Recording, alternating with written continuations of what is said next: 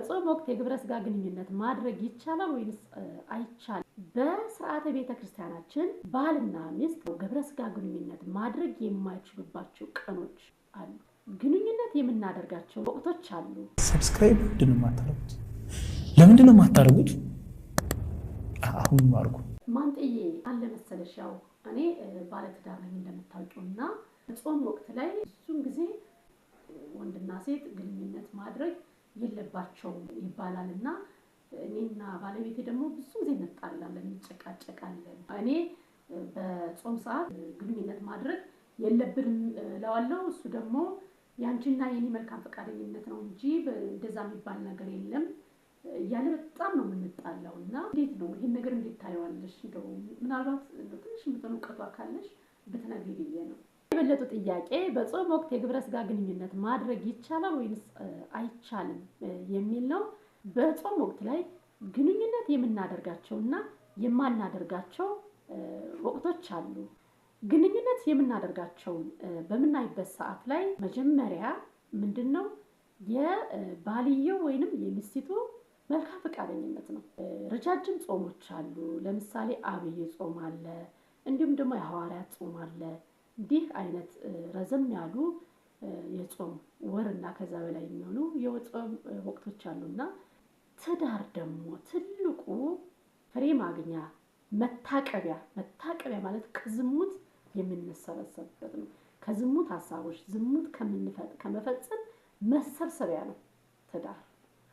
ከዚህም አንፃር እየበላን እየጠጣን ነውና ረጃጅም የጾም ሰዓቶች በሚሆኑበት ሰዓት በሁለቶቹ መልካም ፈቃደኝነት ነው።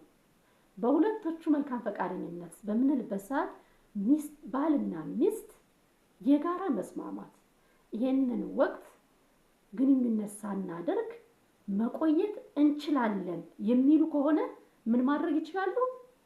ያለ ግብረ ስጋ ግንኙነት 2 ወር የሚሆን 3 ወር 4 ወር ማንኛውንም የጾም ሰዓት በእነሱ ውሳኔ ይሆናል። ይህንን ስጋችንን መግዛት እንችላለን ብለው ካመኑበት በሁለቶቹ ስምምነት መሰረት የግብረ ስጋ ግንኙነት ሳያደርጉ መጾም ይችላሉ። ነገር ግን ሁለቶችም ስምምነት ኑሮ በስርዓተ ቤተክርስቲያናችን ባልና ሚስት በአንድ አልጋ ላይ ሆነው ግብረ ስጋ ግንኙነት ማድረግ የማይችሉባቸው ቀኖች እየተደነገጉ አሉ። አንደኛው በግዝት ባህሎች ማለት ነው። ግዝት ባህሎች የምንላቸው በወር 5 ናቸው። ከነሱም ውስጥ ላይ ቅዳሜና እሁድ 12፣ 21 እና 29 በእነዚህ ቀኖች ውስጥ ላይ የሁለቶቹ መስማማት ቢኖርም ማድረግ አይችሉም። ሌላኛው ደግሞ በሰሞነ ሕማማት በአብይ ጾም በፋሲካ ጾም ላይ የሁለቱም ስምምነት ቢኖር ምን ማድረግ አይችሉም? የግብረ ስጋ ግንኙነት ማድረግ አይችሉም ማለት ነው። ሌላኛው ደግሞ በፍስለታ ጾም ነሐሴ 1 እስከ 16 ያለው በፍስለታ ጾምም እንዲሁ የግብረ ስጋ ግንኙነት ማድረግን አይፈቀድም። በፍስለታ ጾም፣ በግዝት በዓላት፣ በሰሞነ ሕማማት በእነዚህ ቀናት ላይ የግብረ ስጋ ግንኙነት ማድረግ አይፈቀድም ማለት ነው። ሌላ እኔ የዘለልኳቸው ሐሳቦች ካሉ ደግሞ ውድ የአብሳላት ቤተሰቦች ኮሜንት ላይ ሐሳባችሁን የሰጣችሁ ይህንን ሐሳብ እንድታሰፉትና ሌሎች እህቶቻችን ወንድሞቻችን እንዲማማሩ እንድታደርጉ ስል ጠይቃችኋለሁ። ውድ የአብሳላት ቤተሰቦች ይህንን ቪዲዮ የደረሳችሁ ለሌሎች ሼር በማድረግ እንዲሁም ደግሞ ለቤቱ አዲስ የሆናችሁ ሰብስክራይብ በማድረግ ቤተሰብ ሁኑ።